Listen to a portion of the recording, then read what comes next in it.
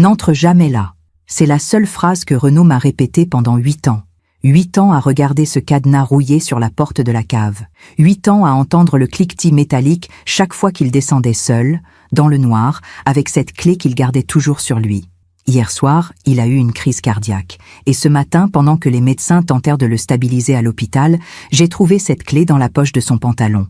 Je m'appelle Jeanne Giroux. J'ai 68 ans. Et voici ce que j'ai découvert en descendant ces marches que j'avais évitées toute ma vie de femme mariée. Il faut que je vous raconte depuis le début. Pas depuis hier. Depuis ce jour d'automne où tout a commencé à se fissurer sans que je le comprenne. C'était un dimanche après-midi. Le genre de dimanche où le soleil entre par les fenêtres du salon et éclaire la poussière qui danse dans l'air. Renaud lisait son journal. Moi, je préparais le thé. Nous avions notre routine, notre paix. Du moins, c'est ce que je croyais. J'avais laissé tomber une petite cuillère dans l'escalier de la cave.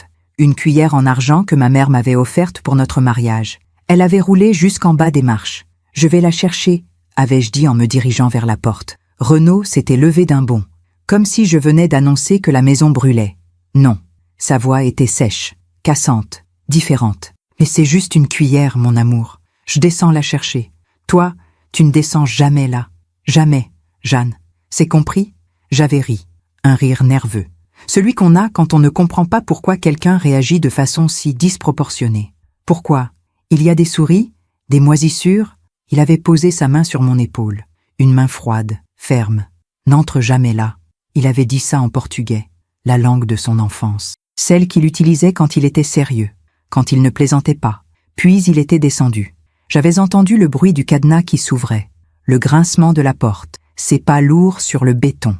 Quand il est remonté, il tenait ma cuillère. Il me l'a rendue avec un sourire qui ne montait pas jusqu'à ses yeux. Voilà, ma chérie, plus de peur que de mal. À partir de ce jour-là, quelque chose s'est installé entre nous. Quelque chose d'invisible, mais de palpable. Comme une troisième personne dans notre mariage, cette cave. Je me surprenais à la regarder, à observer le cadenas, à me demander ce qu'il pouvait bien cacher là-dessous pour réagir avec une telle violence. Des outils? Des affaires d'avant notre mariage? Des souvenirs qu'il voulait protéger? Ou autre chose? Nous vivions dans une belle maison à Versailles, une demeure bourgeoise que nous avions achetée grâce à l'héritage de mon père. Renaud travaillait dans l'import-export. Moi, j'avais été professeur de littérature avant de prendre ma retraite. Nous avions une vie confortable, respectable. Nous n'avions pas d'enfants. C'était mon plus grand regret. Mon corps n'avait jamais pu en porter. Renaud avait toujours dit que ce n'était pas grave, que nous nous suffisions l'un à l'autre. Tu es tout ce dont j'ai besoin, Jeanne. Je l'avais cru. Parfois, on fait confiance à ceux qui ne la méritent pas. Et vous, avez-vous déjà été déçu par quelqu'un que vous aimiez? Racontez-moi votre histoire dans les commentaires. J'aimerais vous lire. Les années ont passé. Le cadenas est resté. Et moi, je me suis habituée à ne pas poser de questions. Renaud descendait à la cave une fois par semaine. Toujours le jeudi soir. Toujours après le dîner. Il prenait sa clé, ouvrait le cadenas et restait en bas pendant 1 heure. Parfois, 2. « Qu'est-ce que tu fais là-dessous » lui demandai-je parfois, d'un ton léger. « Je range. Je trie. Des vieilles paperasses. Je peux t'aider » ? « Non. C'est mon espace à moi. Chacun a besoin d'un endroit rien qu'à soi, non ? » Il avait raison, bien sûr. Nous avions tous besoin d'intimité, même dans un mariage. Alors, j'ai cessé de demander. Hier soir, nous dînions tranquillement. Une blanquette de veau, son plat préféré. Il avait bu un verre de vin rouge, peut-être 2. Il riait en me racontant une anecdote sur un de ses collègues. Et puis, d'un coup, son visage s'est figé. Renaud, il a porté la main à sa poitrine. Ses yeux se sont écarquillés. « Jeanne, Il est tombé. J'ai appelé les urgences. Ils sont arrivés en 15 minutes. Une éternité. Les pompiers l'ont emporté sur une civière. J'ai monté dans l'ambulance avec lui. Il me tenait la main, faiblement. « Pardon », a-t-il murmuré. Je n'ai pas compris. Ce matin, à l'hôpital, pendant qu'il dormait sous sédatif, j'ai fouillé dans ses affaires. Je cherchais son téléphone pour prévenir sa sœur. Et j'ai trouvé la clé. Une petite clé en laiton, attachée à un porte-clés en cuir usé. Mon cœur s'est mis à battre très fort, comme si cette clé pesait 100 kilos dans ma paume. Je suis rentrée à la maison en début d'après-midi. La maison était silencieuse, trop silencieuse. J'ai marché jusqu'à la porte de la cave. J'ai regardé le cadenas. N'entre jamais là. Mais Renaud n'était pas là pour me l'interdire. Alors j'ai glissé la clé dans la serrure. Et j'ai tourné. Le clic du cadenas qui s'ouvre a résonné dans le couloir comme un coup de feu. J'ai poussé la porte. Elle a grincé sur ses gonds. Une odeur de renfermé m'a saisi. Pas une odeur de moisissure ou de pourriture. Non, une odeur de papier ancien, de bois vieux, de secrets gardés trop longtemps. J'ai allumé la lumière. Une ampoule nue pendait au plafond. Elle éclairait faiblement les marches en pierre qui descendaient dans l'obscurité. J'ai posé le pied sur la première marche, puis la deuxième. À chaque pas, mon cœur battait plus fort. Mais avant de vous raconter ce que j'ai trouvé là-dessous, je dois vous parler de nous, de Renaud et moi, de ce que nous étions avant que cette cave ne devienne le centre de ma vie sans que je le sache. Nous nous sommes rencontrés en 1982. J'avais 33 ans, lui, 35. C'était à une exposition de peinture à Paris, dans le 6e arrondissement. Une galerie élégante, où l'on servait du champagne dans des flûtes en cristal. Je me souviens de lui, grand, les cheveux noirs un peu trop longs pour un homme de son milieu. Des yeux sombres qui vous regardaient comme s'ils lisaient en vous. Il portait un costume gris anthracite, impeccable. Il s'était approché de moi devant un tableau de Monet. « Vous aimez les impressionnistes ?» m'avait-il demandé. « J'aime la lumière », avais-je répondu. « La façon dont elle transforme tout ce qu'elle touche. » Il avait souri. Moi aussi. Nous avions parlé pendant des heures, de peinture, de littérature, de voyage. Il avait vécu au Portugal dans son enfance avant que sa famille ne s'installe en France. Il parlait de Lisbonne avec une nostalgie qui me touchait. Des azulejos bleus, des tramways qui grimpèrent les collines, de l'odeur du bacalao dans les ruelles étroites. Un jour, je vous y emmènerai, avait-il promis. Et il l'avait fait, 2 ans après notre mariage. Nous étions allés à Lisbonne pour notre anniversaire. Nous avions marché main dans la main dans le quartier de l'Alfama. Nous avions écouté le fado dans un petit restaurant où les chanteuses portaient des châles noirs et chantèrent la saudade. Cette mélancolie portugaise que Renaud m'avait expliquée un soir d'hiver. C'est le sentiment de manque pour quelque chose qu'on n'a jamais vraiment eu. Ou qu'on a perdu pour toujours. Je n'avais pas compris à l'époque. Maintenant, je comprends. Notre mariage avait été beau. Simple mais élégant. À la mairie de Versailles, puis un déjeuner dans un restaurant avec vue sur les jardins du château. Ma mère portait un tailleur rose poudré. La sœur de Renaud, Marianne, avait pleuré pendant toute la cérémonie. « Tu vas être heureuse avec lui », m'avait-elle dit en m'embrassant. Renaud a toujours pris soin de ceux qu'il aime. Et c'était vrai. Renaud était attentionné, généreux. Il m'offrait des fleurs chaque vendredi, des roses blanches, toujours les mêmes. Il disait que c'était notre tradition, notre petit rituel. Le matin, il me préparait le café. 2 sucres, 1 goutte de lait, exactement comme je l'aimais. Il me l'apportait au lit avec le journal et un croissant qu'il allait chercher à la boulangerie du coin. « Pour ma reine », disait-il en déposant le plateau sur mes genoux. Je me sentais aimée, protégée, en sécurité. Nous avons acheté la maison de Versailles 3 ans après notre mariage. C'était une belle demeure du 19e siècle.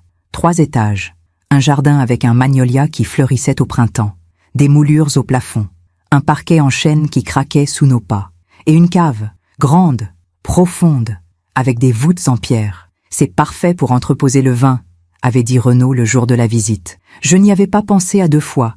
Les premières années, nous descendions ensemble à la cave. Nous y rangions des cartons, des affaires de déménagement, de vieux meubles qu'on gardait au cas où, des outils de jardinage. C'était un espace banal, sans mystère. Et puis, un jour, Renaud a installé le cadenas. « Pourquoi ?» lui avais-je demandé. « Pour protéger mes outils. Il y a eu des cambriolages dans le quartier. Cela avait du sens. Mais pourquoi ne m'avait-il pas donné un double de la clé? Nous avons essayé d'avoir un enfant pendant 7 ans. 7 ans de rendez-vous médicaux, d'examens, de traitements hormonaux qui me rendaient bien malade, de fausses couches qui me brisèrent le cœur à chaque fois. On réessaie, disait Renaud en me prenant dans ses bras après chaque échec. Mais mon corps refusait, encore et encore. Finalement, le médecin nous a dit la vérité. Je ne pourrais jamais porter un enfant. Mes ovaires ne fonctionnaient pas correctement.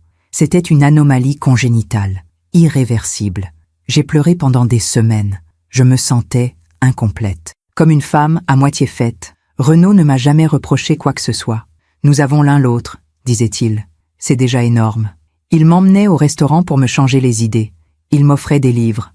Il me parlait de nos futurs voyages, de la vie que nous allions construire à 2. Tu es tout ce dont j'ai besoin, Jeanne. Je te le promets. Je l'avais cru de tout mon cœur. Nous avions nos habitudes, nos petits plaisirs. Le dimanche, nous prenions le thé dans le salon en écoutant de la musique classique. Chopin, Debussy, Satie. Renaud aimait les compositeurs mélancoliques. Le samedi soir, nous regardions un film. Nous nous disputions gentiment sur le choix. Lui préférait les thrillers, moi, les drames romantiques. Nous finissions toujours par trouver un compromis. L'été, nous partions en Bretagne. Nous louions une petite maison face à la mer. Nous marchions sur la plage au coucher du soleil.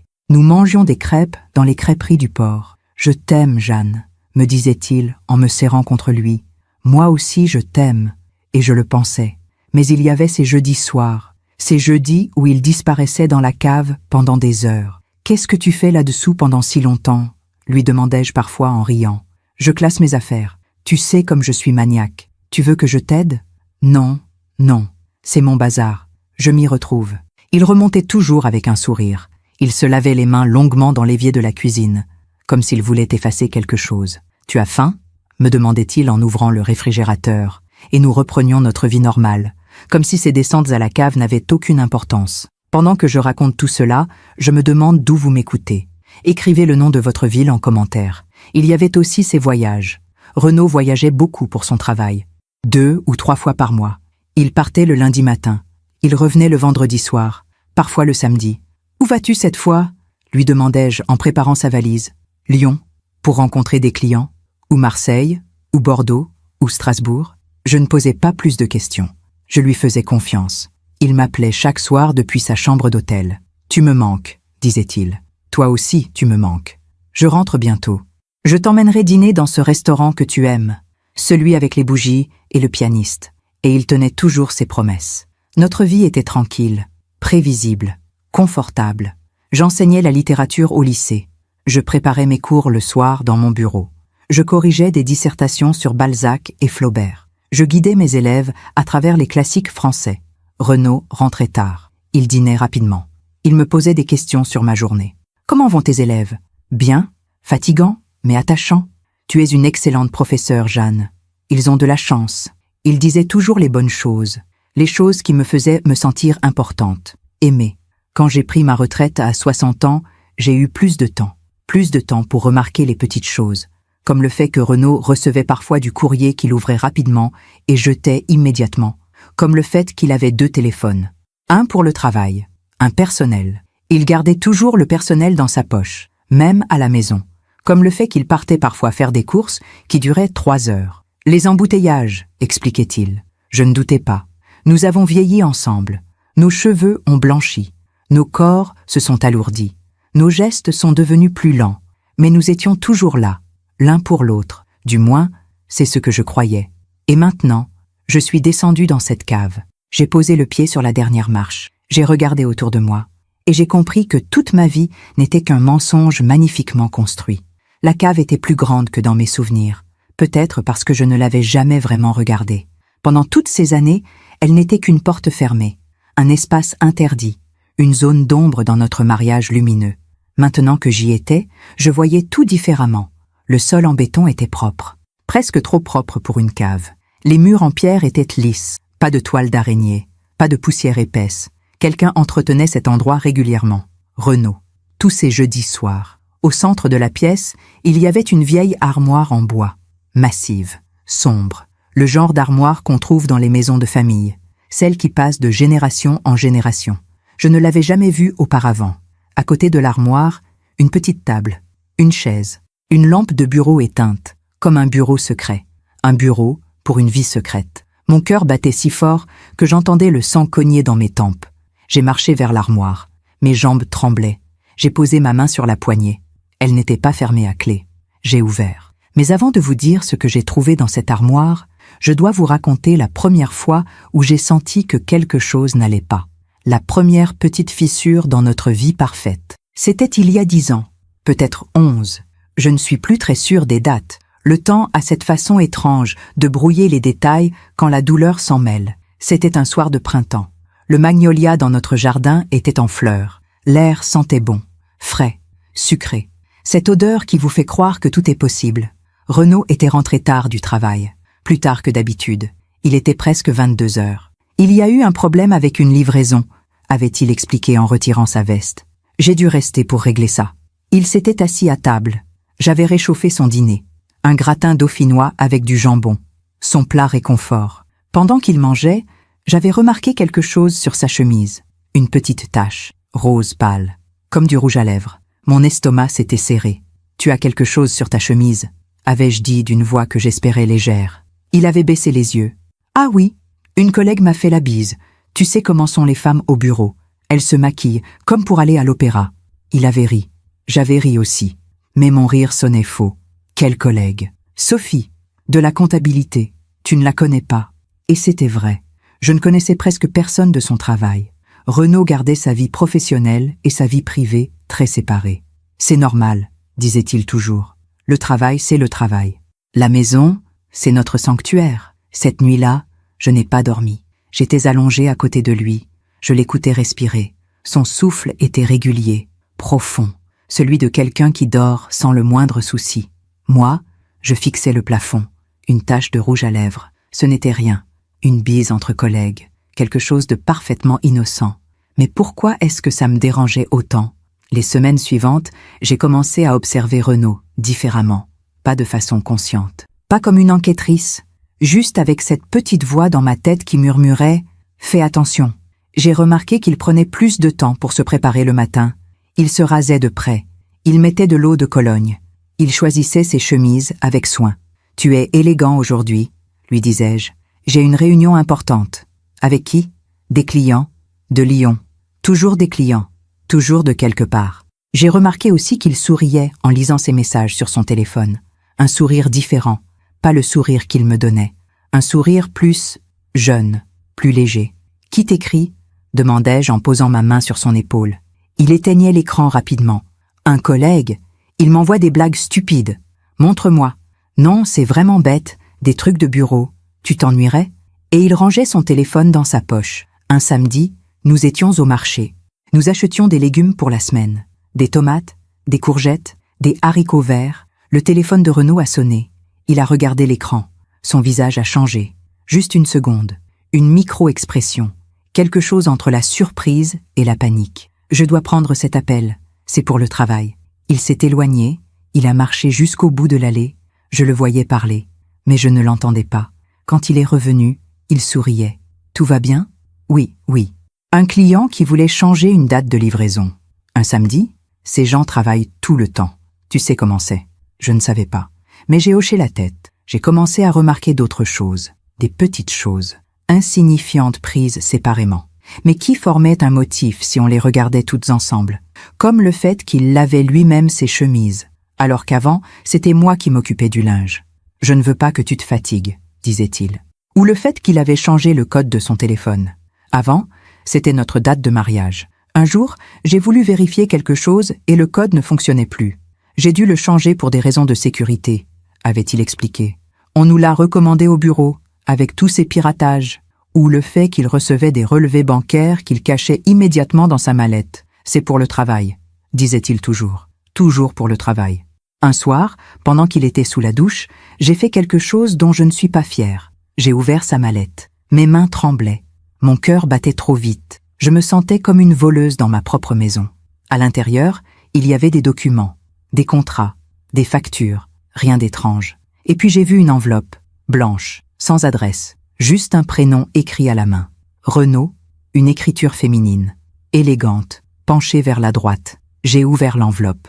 Il y avait une carte de vœux, pour un anniversaire. Joyeux anniversaire, mon amour. Merci pour tout ce que tu es, pour tout ce que tu me donnes. Je t'aime plus que tout. À bientôt. Pas de signature, juste un cœur dessiné à l'encre rouge. L'eau de la douche s'est arrêtée. J'ai remis la carte dans l'enveloppe dans la mallette. J'ai refermé. J'ai couru dans le salon. Quand Renaud est sorti de la salle de bain, j'étais assise sur le canapé. Je lisais un livre. Ou du moins, je faisais semblant. « Tu vas bien, ma chérie ?» m'a-t-il demandé en s'asseyant à côté de moi. « Oui. Pourquoi ? Tu es pâle. Je suis fatiguée, c'est tout. » Il a passé son bras autour de mes épaules. « Va te coucher. Je range la cuisine. » J'aurais dû lui poser la question. Directement. Simplement. Quitte à envoyer cette carte, mais je n'ai pas osé. Parce que j'avais peur de la réponse. Cette nuit-là, allongée dans le noir, j'ai essayé de me raisonner. Une carte d'anniversaire. Ce n'était peut-être rien. Une collègue, une amie, quelqu'un qui avait voulu lui faire plaisir. Mais pourquoi écrivait-elle « mon amour » ? Pourquoi ne signait-elle pas son nom? Pourquoi Renaud cachait-il cette carte dans sa mallette au lieu de la laisser sur son bureau comme on le fait avec les cartes de vœux? Les jours suivants, j'ai observé Renaud encore plus attentivement. Je cherchais des preuves, ou peut-être cherchais-je à me rassurer. Je voulais qu'il me prouve que j'avais tort, que j'imaginais des choses, que mon esprit créait des problèmes là où il n'y en avait pas. Mais plus je regardais, plus je voyais. Ces voyages devenaient plus fréquents, 3 fois par semaine maintenant, parfois 4. Les affaires vont bien, disait-il en bouclant sa valise. Je ne peux pas refuser ces contrats. Tu pars encore? Juste 3 jours. Je reviens vendredi.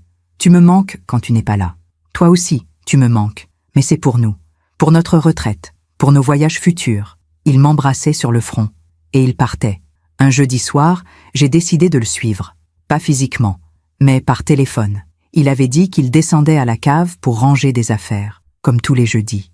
1 heure après qu'il soit descendu, j'ai appelé son téléphone portable depuis le téléphone fixe de la maison. Il a répondu à la 3e sonnerie. Allô? Sa voix était étouffée, comme s'il ne voulait pas parler trop fort. C'est moi. Tu peux me ramener du pain demain? Du pain? Oui. J'ai oublié d'en acheter. Bien sûr, pas de problème. Il y avait un bruit derrière lui. Un bruit que je n'arrivais pas à identifier. Comme une voix lointaine. Tu es seul? Oui, pourquoi? J'ai entendu quelque chose. C'est la radio. Je l'écoute en travaillant. Ah, je remonte dans 10 minutes. D'accord. J'ai raccroché. La radio, bien sûr. Mais nous n'avions pas de radio à la cave. Quand il est remonté, il m'a embrassé sur la joue. Tu veux regarder un film? Avec plaisir. Nous nous sommes installés sur le canapé. Il a mis un thriller, quelque chose avec des espions et des explosions. Je ne suivais pas l'histoire. Mon esprit était ailleurs, à la cave, à cette voix, à toutes ces heures qu'il passait là-dessous. 1 semaine plus tard, j'ai trouvé un reçu dans la poche de son pantalon. Je faisais la lessive. J'ai vidé ses poches, comme je le faisais toujours. De la monnaie, un mouchoir et un reçu de restaurant, à Lyon, daté du mardi précédent, le jour où il était censé être en réunion avec des clients. 2 couverts, 120 €. 2 couverts. Mon sang s'est glacé. Je me demande encore si j'ai fait le bon choix en restant silencieuse aussi longtemps. Et vous? Qu'auriez-vous fait à ma place? J'ai remis le reçu dans sa poche. J'ai lavé le pantalon. Je l'ai repassé. Je l'ai rangé dans son armoire. Je n'ai rien dit. Parce que dire quelque chose signifiait que tout cela devenait réel, que les doutes devenaient des certitudes, que notre mariage n'était peut-être pas ce que je croyais. Alors, j'ai fait ce que font beaucoup de femmes dans ma situation. J'ai nié. Je me suis convaincue que j'exagérais, que j'étais paranoïaque, que la ménopause me jouait des tours, que le vide laissé par l'absence d'enfant me rendait irrationnelle. Je me suis accrochée à notre routine, à nos petits rituels, aux roses blanches du vendredi, au café du matin, au dimanche tranquille. Je me suis dit que si je fermais les yeux assez fort, les fissures disparaîtraient d'elles-mêmes. Mais les fissures ne disparaissent jamais. Elles s'élargissent, lentement, silencieusement, jusqu'au jour où tout s'effondre. Et maintenant, je suis là, dans cette cave, devant cette armoire ouverte. Et je vois tout ce que j'ai refusé de voir pendant toutes ces années. Les photos, les lettres, les preuves d'une vie entière que je ne connaissais pas. Dans l'armoire, il y avait 3 étagères. Sur la première, des boîtes à chaussures, 5 ou 6, empilées avec soin.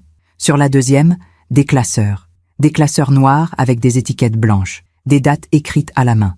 Sur la troisième, un cadre photo retourné face contre le bois. J'ai tendu la main vers le cadre. Puis je me suis arrêtée.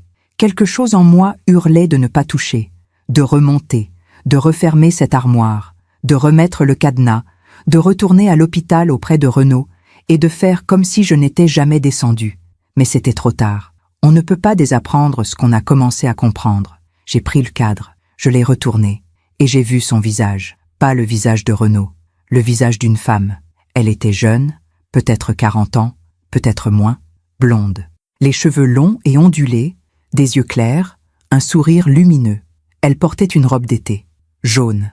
Elle se tenait devant une maison. Une petite maison de campagne avec des volets bleus. À côté d'elle, un garçon, un adolescent, 15 ou 16 ans. Les mêmes yeux que Renaud, le même nez droit, le même menton carré. Mon cœur s'est arrêté. J'ai dû m'asseoir sur la chaise. Mes jambes ne me portaient plus. J'ai regardé cette photo pendant un temps infini. J'essayais de comprendre. Mais mon cerveau refusait de traiter l'information. Qui était cette femme? Qui était ce garçon? Pourquoi leur photo était-elle cachée dans notre cave? J'ai posé le cadre sur la table.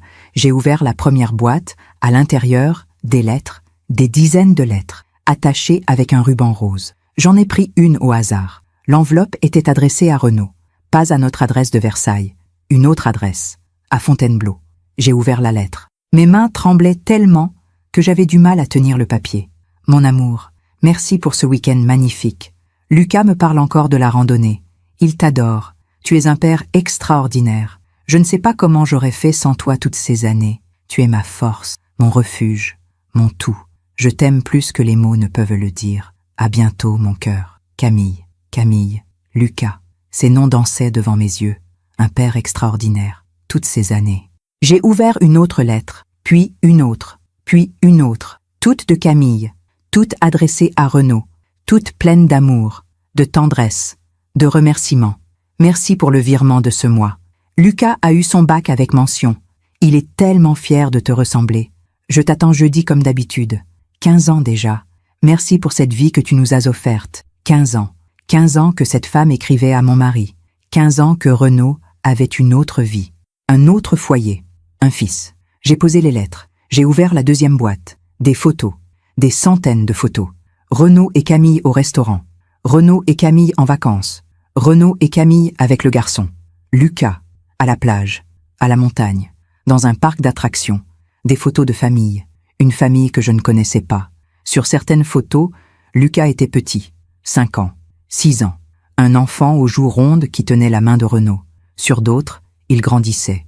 10 ans. 12 ans. 14 ans. Sur les plus récentes, c'était un jeune homme.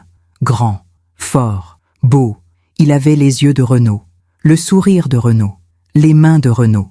J'ai refermé la boîte. J'avais envie de vomir. Pendant toutes ces années où je pleurais de ne pas pouvoir lui donner d'enfant, Renaud en avait un fils qu'il voyait, qu'il aimait, qu'il regardait grandir, pendant que moi, je me morfondais dans ma culpabilité.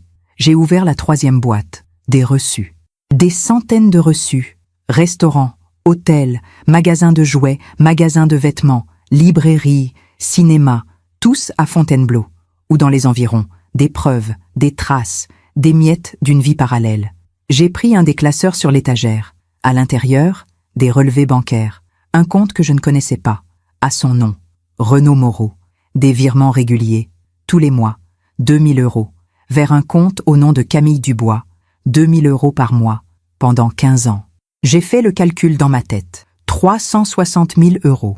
360 000 € que Renaud avait donné à cette femme, à cette famille, pendant que je me privais d'acheter une nouvelle robe pour économiser pour notre retraite. J'ai ouvert un autre classeur. Des factures de loyer, pour un appartement à Fontainebleau, au nom de Camille Dubois. Des factures d'électricité, d'eau, de téléphone, des factures de scolarité, pour Lucas Moreau. Lucas Moreau. Il portait son nom. Comment avais-je pu ne rien voir? Comment avais-je pu être aussi aveugle? J'ai regardé les dates sur les relevés bancaires. Le premier virement datait de 2008. 2008. Lucas avait 17 ans maintenant. Sur les photos les plus récentes. Cela voulait dire qu'il était né en 2007. 2007. L'année où Renaud et moi avions arrêté d'essayer d'avoir un enfant. L'année où le médecin m'avait dit que mon corps ne pourrait jamais porter. L'année où Renaud m'avait pris dans ses bras et m'avait dit « Tu es tout ce dont j'ai besoin ». Cette année-là, Camille était enceinte. Cette année-là, pendant que je pleurais mon ventre stérile, Renaud fêtait la naissance de son fils. Je me suis levée. J'ai marché vers le mur. J'ai posé mon front contre la pierre froide. Je ne pleurais pas. C'était pire que ça. C'était un vide immense, comme si on m'avait arraché de l'intérieur. Toutes ces années où Renaud partait en voyage d'affaires, il allait voir sa femme, son fils. Toutes ces heures passées à la cave, il lisait leurs lettres, regardait leurs photos, comptait son argent pour leur prochaine pension. Tous ces jeudis soirs, il vivait avec eux, dans sa tête, dans son cœur. Et moi j'étais quoi? Un arrangement? Une couverture? Une première épouse qu'il n'avait jamais eu le courage de quitter? J'ai pensé à tous ces moments où il m'avait dit qu'il m'aimait. Je t'aime, Jeanne. Était-ce vrai? Ou était-ce un mensonge de plus dans cette vie construite sur le mensonge? J'ai pensé à cette maison, notre maison, celle que nous avions achetée avec l'héritage de mon père, mon héritage, mon argent. pendant que Renaud utilisait son salaire pour entretenir une autre famille. J'ai pensé à toutes ces soirées où il rentrait tard et me disait « Désolé ma chérie, les embouteillages entre Fontainebleau et Versailles. 40 minutes de route, 40 minutes pour passer d'une vie à l'autre, d'une femme à l'autre, d'une réalité à l'autre. J'ai pensé à nos amis, à nos voisins, à sa sœur Marianne. Est-ce qu'il savait? Est-ce que tout le monde savait sauf moi? Est-ce qu'on me regardait avec pitié lors des dîners? Pauvre Jeanne, elle ne sait rien. Pendant que je raconte tout cela, je me demande d'où vous m'écoutez. Écrivez le nom de votre ville en commentaire. J'ai repris les lettres. J'en ai lu d'autres. Camille écrivait comme une femme comblée. Tu es l'homme de ma vie. Merci d'être là pour Lucas. Il a besoin de toi. J'ai hâte de te voir jeudi. Les semaines sont longues sans toi. Tu me manques tellement quand tu rentres chez toi. Chez toi, c'était Versailles. C'était moi. Mais pour Camille, chez toi était ailleurs. C'était moi, l'ailleurs. Dans une lettre, elle parlait de leur rencontre. Tu te souviens de ce jour à Lisbonne? Quand nos regards se sont croisés dans ce café, je savais déjà que tu changerais ma vie. Lisbonne. Nous étions allés à Lisbonne pour notre anniversaire de mariage. Renaud m'avait emmené dans l'Alfama. Nous avions marché main dans la main.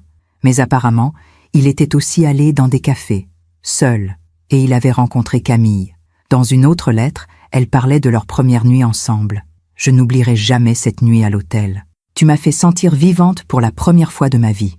Pendant notre voyage d'anniversaire, Renaud avait eu une liaison. Pendant que je dormais dans notre chambre d'hôtel, il sortait retrouver une autre femme. J'ai posé la lettre, j'ai fermé les yeux. Je voulais hurler, mais aucun son ne sortait de ma gorge. J'ai ouvert le dernier classeur. À l'intérieur, un document officiel, une reconnaissance de paternité. Renaud Moreau reconnaissait être le père de Lucas Moreau, né le 15 mars 2007, de mère Camille Dubois. Puis, un autre document, un acte de naissance. Lucas Renaud Moreau, né à Fontainebleau. Père, Renaud Moreau. Mère, Camille Dubois. Et enfin, le dernier document, un testament, daté de 6 mois plus tôt. Je, sous-signé Renaud Moreau, saint de corps et d'esprit, lègue l'intégralité de mes biens et avoirs à mon fils Lucas Renaud Moreau. L'intégralité de ses biens. Cela voulait dire quoi? Sa part de la maison? Ses comptes bancaires? Ses placements? Tout ce que nous avions construit ensemble pendant 38 ans de mariage? J'ai relu le testament 3 fois. Il n'y avait pas mon nom. Pas une seule fois. Comme si je n'existais pas.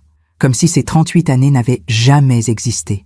Je suis restée assise dans cette cave pendant des heures. J'ai tout lu, tout regardé, tout absorbé. Chaque lettre, chaque photo, chaque reçu. Chaque preuve de cette vie double que Renaud avait menée. Et pendant tout ce temps, une seule question tournait dans ma tête. Pourquoi? Pourquoi ne m'avait-il pas quitté? Pourquoi était-il resté avec moi si son cœur était ailleurs? Pourquoi avait-il continué à jouer cette comédie année après année? Et puis, lentement, la réponse s'est imposée. L'argent, mon héritage, la maison, ma retraite d'enseignante, mon confort. J'étais la femme respectable, celle qu'on présente au dîner, celle qui donne une image de stabilité. Camille était la femme qu'il aimait, celle qui lui avait donné un fils, celle pour qui il vivait vraiment. Moi, j'étais juste pratique. J'ai repensé à toutes ces fois où il m'avait dit que je lui suffisais. Tu es tout ce dont j'ai besoin, Jeanne. C'était vrai d'une certaine façon. J'étais tout ce dont il avait besoin pour maintenir cette double vie. Mon argent, ma naïveté, ma confiance aveugle. J'ai repensé à cette carte d'anniversaire que j'avais trouvée dans sa mallette il y a 10 ans. Joyeux anniversaire, mon amour. C'était Camille. J'aurais dû poser la question ce jour-là. J'aurais dû exiger des réponses. Mais j'avais eu peur. Peur de briser notre équilibre. Peur de me retrouver seule. Peur de découvrir que j'avais gaspillé ma vie. Alors, j'avais fait ce que beaucoup de femmes font. Je m'étais soumise au silence. Je m'étais convaincue que l'ignorance était une forme de bonheur. Je m'étais persuadée que tant que je ne savais pas officiellement, cela n'existait pas vraiment. Mais maintenant, je savais, et il n'y avait plus de retour possible. J'ai rangé les lettres dans leur boîte, les photos dans la leur, les documents dans leur classeur. J'ai remis tout en place, exactement comme je l'avais trouvé. J'ai refermé l'armoire, j'ai éteint la lumière, je suis remontée, j'ai remis le cadenas, et je me suis assise dans le salon, dans le noir, sans bouger, sans pleurer, juste, vide. Je suis restée dans ce salon toute la nuit, sans allumer les lumières, sans bouger du canapé, sans même penser à dormir. Le silence de la maison était assourdissant. Chaque craquement du parquet me rappelait les pas de Renaud. Chaque tic-tac de l'horloge comptait les années de mensonges. Chaque ombre sur le mur ressemblait à un fantôme de notre vie passée. Vers 6 heures du matin, mon téléphone a sonné. L'hôpital. « Madame Moreau, votre mari est réveillé. Il demande à vous voir. » Ma voix a répondu automatiquement. « J'arrive. » Mais je ne savais pas si j'avais vraiment envie d'y aller. Je me suis levée. Je suis allée dans la salle de bain. Je me suis regardée dans le miroir. Une vieille femme me fixait. Des cheveux gris en désordre. Des cernes profonds sous les yeux. Un visage creusé par la nuit blanche et la douleur. Quand étais-je devenue cette femme? Quand avais-je cessé de me voir? Je me suis douchée. Je me suis habillée. J'ai mis du rouge à lèvres. Un geste automatique. Comme si le rouge à lèvres pouvait cacher ce que je ressentais vraiment. J'ai pris mon sac, mes clés, mon manteau, et je suis partie vers l'hôpital. Dans la voiture, j'ai pensé à ce que j'allais lui dire. Allais-je l'affronter immédiatement? Lui jeter la vérité au visage? Je sais tout, Renaud. Je sais pour Camille. Je sais pour Lucas. Je sais que notre mariage n'a été qu'une mascarade. Ou allais-je faire semblant? Encore une fois? Comme j'avais fait pendant toutes ces années? Sourire, lui tenir la main, lui demander comment il se sentait, continuer à jouer mon rôle de bonne épouse? Je ne savais pas. Tout ce que je savais, c'est que je n'étais plus la même femme qu'hier. Hier, j'étais Jeanne Moreau, professeure de littérature à la retraite, épouse dévouée, femme respectable. Aujourd'hui, j'étais... Qui? Une idiote? Une victime? Une complice involontaire? L'hôpital sentait le désinfectant et la maladie. J'ai marché dans les couloirs blancs. Mes pas résonnaient sur le sol en linoléum. Les infirmières me souriaient. Je leur rendais leur sourire, machinalement. Chambre 312. J'ai posé ma main sur la poignée. J'ai respiré profondément. Et je suis entrée. Renaud était allongé dans son lit, pâle, fatigué. Des tubes sortaient de ses bras. Un moniteur cardiaque bipait régulièrement à côté de lui. Il a tourné la tête vers moi. Il a souri. Ce sourire que je connaissais si bien. Ce sourire qui m'avait rassuré pendant 38 ans. Ce sourire qui était un mensonge. Jeanne. Sa voix était faible, cassée. Tu es venue. Bien sûr que j'étais venue. Où aurais-je pu aller? Je me suis assise sur la chaise à côté de son lit. J'ai posé mon sac par terre. Comment te sens-tu? Mieux. Les médecins disent non que j'ai eu de la chance. Quelques centimètres de plus et... Il n'a pas fini sa phrase. Quelques centimètres de plus et il serait mort. Et je n'aurais jamais su. Tu m'as fait peur, ai-je dit. Et c'était vrai. Je l'avais eu peur. Malgré tout ce que je venais de découvrir. Malgré la trahison. Malgré le mensonge. 38 ans de vie commune ne s'effacent pas en une nuit. Il a tendu sa main vers moi. Une main faible, tremblante. J'ai hésité, puis je l'ai prise. Sa peau était froide, presque grise. « Je suis désolé », a-t-il murmuré. Mon cœur s'est arrêté. Il savait que j'avais descendu à la cave? Désolé de quoi? Ai-je demandé d'une voix que j'espérais neutre. De t'avoir inquiété, de t'avoir fait vivre ça. Tu ne mérites pas. Il s'est arrêté. Il a fermé les yeux, comme si parler lui demandait trop d'efforts. J'ai attendu qu'il continue, mais il n'a rien ajouté. Il parlait de la crise cardiaque, pas du reste. Il ne savait pas que je savais. « Repose-toi », ai-je dit. « Je reste là. » Il a serré ma main, faiblement. « Tu es une femme extraordinaire, Jeanne. Je ne te le dis pas assez, mais tu es tout pour moi, tout pour lui. » Ces mots auraient dû me réchauffer, me rassurer, mais ils me brûlaient comme de l'acide. J'ai passé la journée à l'hôpital. Les médecins sont venus. Ils ont parlé de pontage, de rééducation cardiaque, de changement de mode de vie. Il a eu beaucoup de chance, a dit le cardiologue, mais il va devoir ralentir. Moins de stress, moins de déplacements, plus de repos, moins de déplacements. Cela voulait dire moins de visites à Fontainebleau, moins de temps avec Camille et Lucas. Renaud a hoché la tête. Je vais tout changer. Je vais m'occuper de moi, de nous. Il m'a regardé en disant « nous ». Quel « nous » ? Le vrai ou le faux? Dans l'après-midi, son téléphone a sonné. Il était sur la table de chevet, à côté de son lit. J'ai vu l'écran s'allumer. Camille. Mon sang s'est glacé. Renaud a regardé le téléphone. Puis moi, puis le téléphone à nouveau. C'est une collègue. Je la rappellerai plus tard. Une collègue. Encore ce mensonge. Même maintenant. Même après une crise cardiaque. Même à quelques centimètres de la mort. Il continuait à mentir. « Tu veux que je réponde ?» ai-je demandé. Mes mots sont sortis avant que je puisse les retenir. Non. Sa réaction a été trop vive. Trop paniquée. Non, ce n'est pas important. Elle peut attendre. Le téléphone a cessé de sonner. Puis il a sonné à nouveau. Un message cette fois. Renaud l'a attrapé rapidement. Il a lu le message. Son visage a changé. Juste une seconde. Une expression que je n'arrivais pas à déchiffrer. Inquiétude, culpabilité, tendresse. Tout va bien? Ai-je demandé. Oui, juste le travail. Il a éteint son téléphone. Complètement. Tu devrais rentrer, m'a-t-il dit. Tu dois être épuisé. Je vais bien. Les infirmières s'occupent de moi. Je peux rester. Non. Va te reposer. Reviens demain matin. Il voulait que je parte, pour pouvoir rappeler Camille sans que je sois là. Je suis rentrée à la maison en fin d'après-midi. La maison était exactement comme je l'avais laissée. Silencieuse, vide, remplie de secrets. Je suis allée dans la cuisine. J'ai préparé du thé. Un geste automatique, réconfortant. Je me suis assise à la table. La même table où nous avions pris des milliers de repas ensemble. Et j'ai pleuré. Pour la première fois depuis la veille, j'ai pleuré. Des larmes silencieuses, amères, qui coulaient sans que je puisse les arrêter. Je pleurais sur ma vie, sur ces 38 années perdues, sur cette confiance brisée, sur cette femme que j'avais été et qui n'existait plus. Quand je n'ai plus eu de larmes, je suis allée dans le bureau de Renaud. Une pièce que je n'entrais jamais, son espace privé, son sanctuaire. Chacun a besoin d'un endroit rien qu'à soi, disait-il toujours. J'ai ouvert les tiroirs de son bureau. Des documents professionnels, des contrats, des factures, rien d'intéressant. Et puis, dans le dernier tiroir, caché sous une pile de vieux journaux, j'ai trouvé un carnet. Un petit carnet noir, avec une couverture en cuir usé. Je l'ai ouvert. C'était un agenda, mais pas un agenda normal. Chaque page était divisée en 2 colonnes. À gauche, des notes sur sa vie avec moi. Dîner avec Jeanne. Anniversaire de mariage. Théâtre ce soir. À droite, des notes sur sa vie avec elle. Voir Camille jeudi. Anniversaire de Lucas. Acheter cadeau. Week-end à Fontainebleau. Il organisait ses 2 vies comme on organise un emploi du temps. Méthodiquement, froidement, sans jamais laisser l'une empiéter sur l'autre. J'ai tourné les pages. Des années et des années de double vie. Noté, planifié, exécuté avec précision. Voyage Lyon, voir C. Dire à J que je rentre vendredi. Rester avec C jusqu'à samedi. Anniversaire J. Acheter rose blanche. Anniversaire C. Acheter bracelet argent. Chaque détail était là. Chaque mensonge était consigné. Chaque manipulation était écrite noir sur blanc.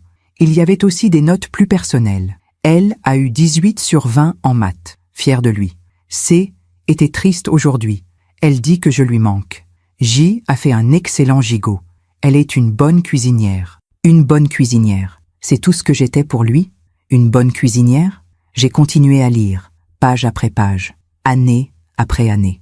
Et j'ai compris quelque chose qui m'a glacé jusqu'aux os. Renaud n'était pas un homme qui avait fait une erreur, un homme qui était tombé amoureux malgré lui, un homme déchiré entre 2 femmes. Non, Renaud était un homme qui avait choisi, consciemment, délibérément. Il avait choisi de garder les 2, moi pour le confort, elle pour l'amour. Il avait organisé sa vie de façon à ne renoncer à rien. Dans le carnet, j'ai trouvé une page différente, sans date, juste des mots, comme une réflexion personnelle. Je sais que ce que je fais est égoïste, mais je ne peux renoncer ni à l'une ni à l'autre. Jeanne me donne la stabilité, la respectabilité, une vie bourgeoise dont j'ai besoin. Camille me donne l'amour, la passion, le fils que je n'aurais jamais eu autrement. J'ai besoin des 2, je mérite les 2. Il méritait les 2, lui. Et moi, qu'est-ce que je méritais? J'ai refermé le carnet. Je l'ai remis exactement où je l'avais trouvé. Je suis sortie du bureau. J'ai fermé la porte derrière moi. Ce soir-là, je n'ai pas dîné. Je n'avais pas faim. Mon estomac était noué. Je me suis assise dans le salon, dans le noir, comme la nuit précédente, et j'ai pensé à ma vie. J'avais 68 ans. J'avais passé 38 ans avec un homme qui ne m'avait jamais vraiment aimé, qui m'avait utilisé, qui m'avait menti chaque jour de notre vie commune. Qu'est-ce qu'il me restait? Une maison, quelques économies, des souvenirs qui étaient tous des mensonges, et une rage froide qui commençait à naître au fond de moi. Mon téléphone a sonné, un message de Renaud. Je vais mieux. Les médecins pensent me laisser sortir dans 3 jours. Tu me manques, je t'aime, je t'aime. Ces mots que j'avais attendus toute ma vie, ces mots que j'avais crus vrais, ces mots qui sonnaient maintenant comme une insulte. J'ai regardé ce message pendant longtemps, puis j'ai tapé ma réponse. Moi aussi, repose-toi. Et j'ai compris que je venais de franchir une ligne, je venais de devenir comme lui, je venais de mentir. Les 3 jours suivants ont été les plus étranges de ma vie. J'allais à l'hôpital chaque matin. Je restais auprès de Renaud. Je lui tenais la main. Je lui apportais des fruits, des magazines. Je souriais quand les infirmières disaient qu'il récupérait bien. Je jouais parfaitement mon rôle d'épouse aimante. Mais à l'intérieur, quelque chose avait changé. Je le regardais différemment. Chaque mot qu'il prononçait, je me demandais s'il était vrai ou faux.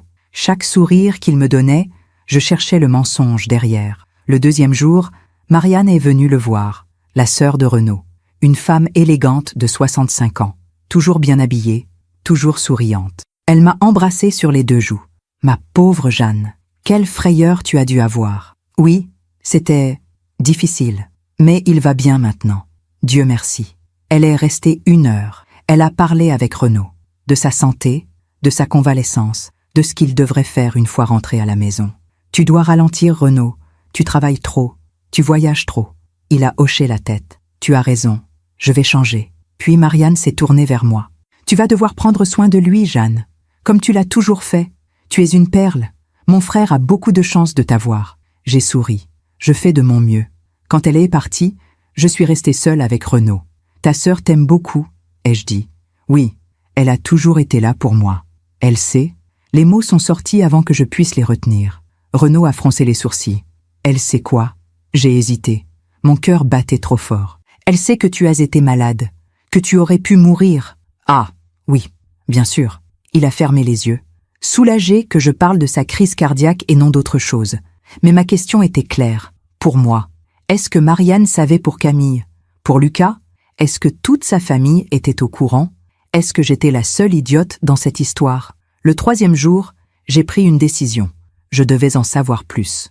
Je devais voir cette femme, cette Camille. Je devais comprendre qui elle était, ce qu'elle avait que je n'avais pas.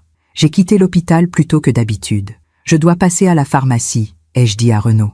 Bien sûr. À demain, ma chérie. Je suis montée dans ma voiture. J'ai tapé l'adresse dans mon GPS. Fontainebleau, rue des Sablons, appartement numéro 12. L'adresse que j'avais trouvée sur les factures de loyer. Le trajet a duré 40 minutes. 40 minutes pendant lesquelles j'ai pensé à ce que j'allais faire. Allais-je sonner à sa porte? Me présenter? Lui dire que j'étais l'autre femme? Allais-je simplement la regarder de loin? Voir à quoi elle ressemblait dans la vraie vie et non sur une photo? Je ne savais pas. Tout ce que je savais, c'est que je devais y aller. Fontainebleau est une ville charmante, élégante, bourgeoise. La rue des Sablons était calme, bordée d'arbres, des immeubles haussmanniens avec des balcons en fer forgé. J'ai garé ma voiture en face du numéro 12. Un bel immeuble. 5 étages, une porte en bois massif, une plaque en cuivre avec les noms des résidents. J'ai cherché le nom Dubois. 3e étage, porte gauche. Je suis resté dans ma voiture. J'attendais. Quoi? Je ne savais pas. Peut-être espérais-je la voir sortir. Peut-être voulais-je juste être près d'elle. Comprendre quelque chose que je ne comprenais pas encore. 2 heures ont passé. J'ai vu des gens entrer et sortir de l'immeuble. Des jeunes, des vieux, des familles, avec des enfants. Mais pas Camille. Et puis, vers 16 heures, la porte s'est ouverte. Elle est sortie. Je l'ai reconnue immédiatement. La femme de la photo. Mais plus vieille maintenant. Elle devait avoir une 50aine d'années. Les cheveux toujours blonds mais plus courts. Le visage marqué par le temps mais toujours beau. Elle portait un tailleur bleu marine, des talons, un sac à main en cuir. Elle avait l'air d'une femme qui allait au travail ou à un rendez-vous important. Mon cœur battait si fort que j'avais peur qu'elle l'entende de l'autre côté de la rue. Elle a marché jusqu'à l'arrêt de bus. Elle a attendu. Elle regardait son téléphone. J'aurais pu sortir de ma voiture. J'aurais pu traverser la rue. J'aurais pu lui parler. Mais je suis restée figée, incapable de bouger. Le bus est arrivé. Elle est montée. Le bus est reparti. Et je suis restée là, seule dans ma voiture, tremblante. J'avais vu la femme que Renaud aimait. La femme pour qui il mentait depuis 15 ans. La femme pour qui il avait construit une vie parallèle. Elle n'était pas extraordinairement belle. Elle n'était pas jeune. Elle n'était pas différente de moi. C'était juste une femme normale, qui prenait le bus, qui allait travailler, qui vivait sa vie. Alors pourquoi? Pourquoi Renaud l'avait-il choisie? Qu'est-ce qu'elle avait que je n'avais pas? Je suis sortie de ma voiture. J'ai traversé la rue. Je me suis approchée de l'immeuble. J'ai regardé les boîtes aux lettres. Dubois. 3e étage. J'aurais pu sonner, monter, voir l'appartement. Peut-être même rencontrer Lucas s'il était là. Mais j'ai reculé. Ce n'était pas encore le moment. Je suis remontée dans ma voiture. J'ai roulé sans but pendant 1 heure, dans les rues de Fontainebleau, devant le château, dans le parc, des rues où Renaud avait marché avec elle, des endroits où ils avaient peut-être ri ensemble, où il l'avait peut-être embrassée. Je me demande encore si j'ai fait le bon choix. Et vous? Qu'auriez-vous fait à ma place? Je suis rentrée à Versailles à la nuit tombée. La maison était froide, vide. Elle ne ressemblait plus à un foyer. Elle ressemblait à un décor, à un mensonge architectural. J'ai regardé autour de moi. Chaque meuble, chaque objet, chaque photo sur les murs, notre mariage, nos voyages, nos sourires. Tout était faux. Je suis allée dans la chambre. J'ai ouvert l'armoire de Renaud. Ses costumes, ses chemises, ses cravates, tout impeccablement rangé. J'ai fouillé dans les poches de ses vestes, de ses pantalons, des tickets de caisse, des reçus de restaurant, des notes griffonnées sur des bouts de papier. Rappelez C. Anniversaire L. 15 mars. Dire à J que je rentre vendredi. Des petits morceaux de sa double vie, éparpillés dans nos affaires communes. Comment avais-je pu ne rien voir? J'ai ouvert le tiroir de sa table de nuit. Des médicaments, des lunettes de lecture, un livre et une enveloppe blanche, cachetée, avec un nom écrit dessus. Lucas. Mes mains tremblaient en la prenant. Elle était lourde, épaisse, comme si elle contenait plusieurs pages. J'ai hésité. C'était une lettre privée, adressée à son fils. Je n'avais pas le droit de l'ouvrir, mais il m'avait menti pendant 38 ans. Je crois que j'avais gagné le droit de violer sa vie privée. J'ai décacheté l'enveloppe. À l'intérieur, une lettre, plusieurs pages, écrites à la main. Mon cher Lucas, si tu lis cette lettre, c'est que je ne suis plus là. J'ai voulu t'écrire ces mots depuis longtemps, pour t'expliquer, pour te dire la vérité, pour que tu comprennes. Je t'aime plus que tout au monde. Tu es mon fils, mon sang, mon héritage, la seule chose dont je sois vraiment fière dans ma vie.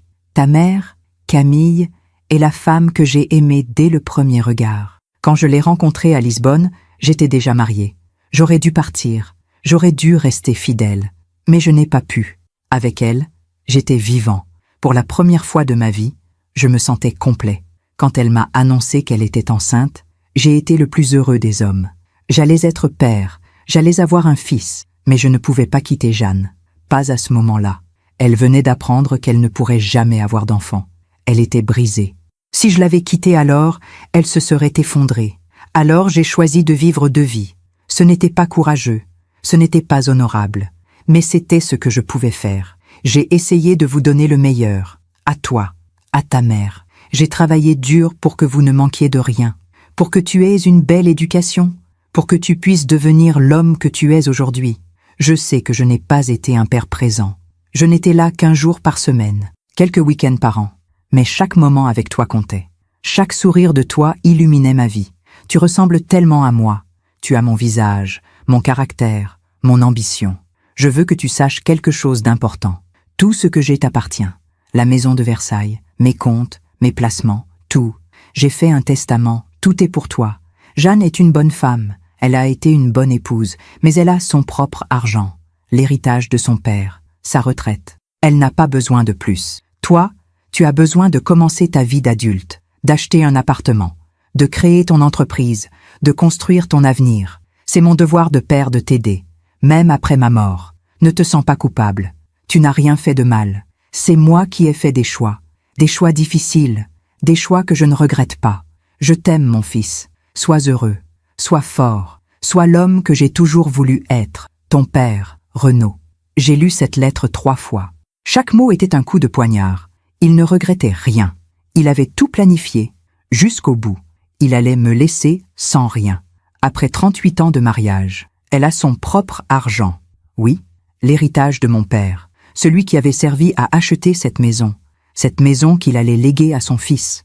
Elle a été une bonne épouse, pas l'amour de ma vie, pas la femme que j'ai aimée, juste une bonne épouse, comme on parlerait d'une employée compétente. J'ai replié la lettre, je l'ai remise dans l'enveloppe, je l'ai replacée dans le tiroir, et j'ai compris quelque chose de fondamental. Renaud n'était pas un homme faible qui avait fait une erreur, qui s'était laissé emporter par une passion, qui était déchiré entre 2 amours. Non, Renaud était un homme égoïste, calculateur, qui avait pris ce qu'il voulait de chaque femme sans se soucier des conséquences. De moi, il avait pris la stabilité, le confort, l'argent, la respectabilité.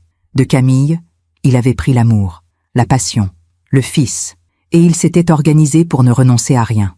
Je me suis assise sur le lit, notre lit, celui où nous avions dormi pendant 38 ans, et pour la première fois, je n'ai pas pleuré. J'ai ressenti autre chose, une clarté, froide, dure, impitoyable. Je voyais tout maintenant, tout était clair. Renaud m'avait volé ma vie. Il m'avait fait croire que j'étais aimée alors que j'étais juste utile. Il m'avait fait croire que nous construisions une vie ensemble alors qu'il en vivait une autre en parallèle. Il m'avait fait croire que notre mariage avait un sens alors que pour lui, ce n'était qu'un arrangement pratique. Et maintenant, il voulait me prendre même ce qui me restait. Ma maison, mon héritage, mon avenir, pour tout donner à un fils que je ne connaissais pas. Non, cette fois, non. Je me suis levée, j'ai marché jusqu'au miroir de la chambre. J'ai regardé cette femme de 68 ans, cette femme qui avait été trahie, utilisée, méprisée, et j'ai vu quelque chose de nouveau dans ses yeux, de la détermination. Renaud sortait de l'hôpital le lendemain.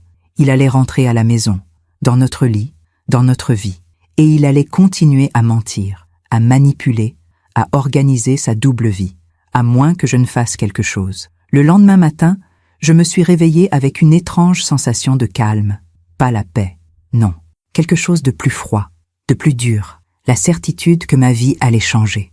Aujourd'hui, maintenant, je me suis habillée avec soin, un tailleur gris perle que Renaud m'avait offert il y a 5 ans, des chaussures à talons, du rouge à lèvres, mes boucles d'oreilles en perles. Je voulais avoir l'air digne, forte, pas comme une victime. J'ai regardé la maison une dernière fois avant de partir. Cette maison que nous avions achetée ensemble, que nous avions meublée, où nous avions vécu toutes ces années. Je me demandais si j'y reviendrais, si tout serait différent après aujourd'hui. À l'hôpital, Renaud était déjà habillé, assis dans un fauteuil. Il attendait les papiers de sortie. Il a souri en me voyant. « Tu es belle aujourd'hui. »« Merci. » J'ai signé les documents, écouté les recommandations des médecins, pris les ordonnances, repos complet pendant 3 semaines, éviter tout stress, suivre scrupuleusement le traitement, revenir pour un contrôle dans 15 jours. Renaud a hoché la tête à tout. Il avait l'air soulagé, heureux de rentrer. J'ai hâte de retrouver notre maison, notre lit, notre vie, notre vie. Ces mots résonnaient différemment maintenant. Dans la voiture, il a posé sa main sur la mienne. « Merci d'être là, Jeanne. Je ne sais pas ce que je ferais sans toi. » Moi non plus. Ma voix était neutre, plate. Il n'a rien remarqué.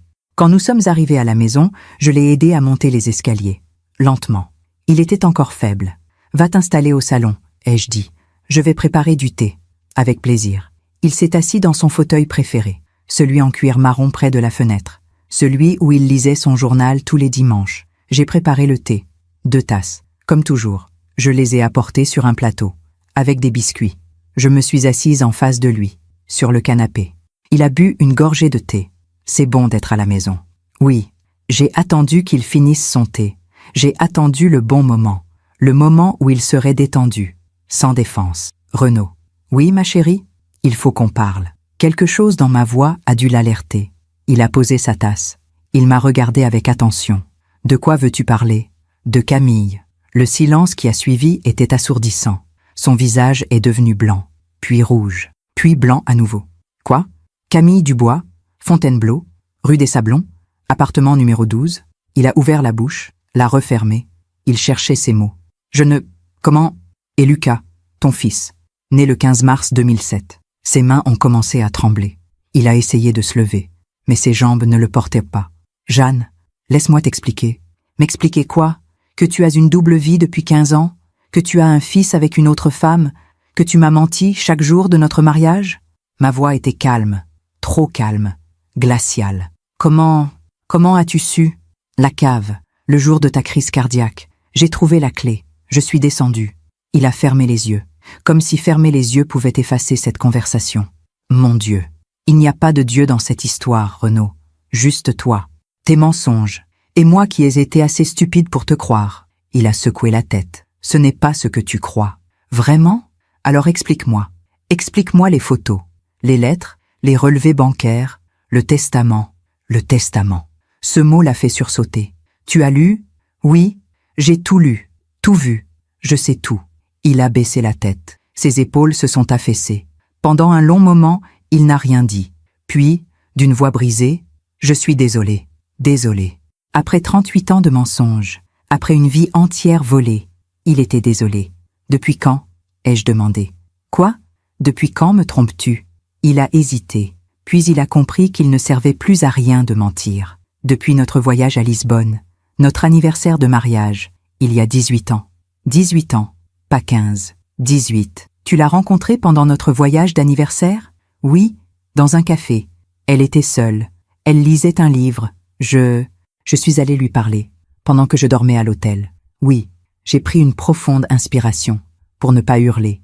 Et tu as commencé une liaison. Oui, on s'est revus à Paris, puis à Fontainebleau. Elle habitait là.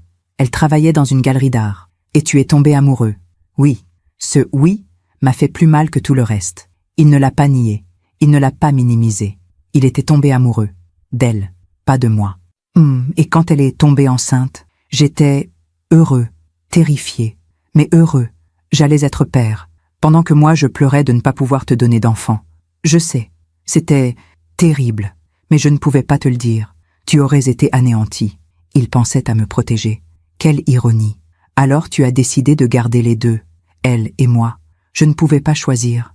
Toi, tu étais ma femme, ma vie stable, mon ancrage. Et elle était tout le reste. Tout le reste, l'amour, la passion, le bonheur. Moi, j'étais juste l'ancrage, la stabilité, l'arrangement pratique. Et le testament, tu allais vraiment tout lui laisser?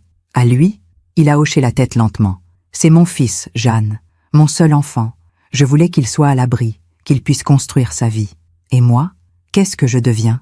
Tu as l'héritage de ton père, ta retraite. Cette maison a été achetée avec l'argent de mon père. Chaque meuble ici vient de mon héritage. Et tu voulais tout donner à ton fils? Il n'a rien répondu, parce qu'il n'y avait rien à répondre. Combien? Ai-je demandé. Quoi? Combien d'argent lui as-tu donné en 15 ans? 2000 € par mois, parfois plus. Pour Noël, pour son anniversaire, pour les vacances, j'ai fait le calcul. Plus de 400 000 €, je suppose, pendant que je me privais, pendant que je comptais chaque centime pour nos vacances, pour notre retraite. Il a fermé les yeux. Je sais que j'ai mal agi, mais je ne pouvais pas faire autrement. Je les aimais tous les deux, toi et lui, elle et lui, tous les deux, pas moi seul, les deux. Il m'avait mise sur le même plan qu'un fils qu'il voyait une fois par semaine. Est-ce que ta sœur sait? Il a hoché la tête. Oui, bien sûr, tout le monde savait, sauf moi, la pauvre Jeanne, l'idiote, celle qui souriait pendant que son mari la trahissait. Est-ce que tu l'as déjà amenée ici? Non, jamais. Cette maison, c'était la nôtre. Quelle noblesse! Il a levé les yeux vers moi. Pour la première fois, j'ai vu des larmes. Je t'ai aimée, Jeanne. À ma façon, tu étais importante pour moi. Importante. Pas essentielle, pas irremplaçable, juste importante. Ce n'est pas ça? Alors quoi? Explique-moi. Fais-moi comprendre comment un homme peut mentir à sa femme pendant 38 ans et prétendre qu'il l'aime. Il n'a pas répondu, parce qu'il n'y avait pas de réponse satisfaisante. Qu'est-ce que tu veux que je fasse? A-t-il finalement demandé. Dis-moi, je ferai tout. Tout? Tu vas quitter Camille, renier ton fils, changer ton testament? Le silence a été ma réponse. Il ne pouvait pas faire ça. Il ne voulait pas faire ça. C'est bien ce que je pensais, ai-je dit en me levant. Où vas-tu? Me promener, réfléchir. Jeanne, ne pars pas. On doit parler de tout ça. Trouver une solution. Une solution. Quelle solution pourrait réparer 38 ans de mensonges? Le médecin a dit que tu devais éviter le stress, ai-je dit en prenant mon manteau. Alors repose-toi. Je reviens plus tard. Jeanne, s'il te plaît. J'ai fermé la porte derrière moi.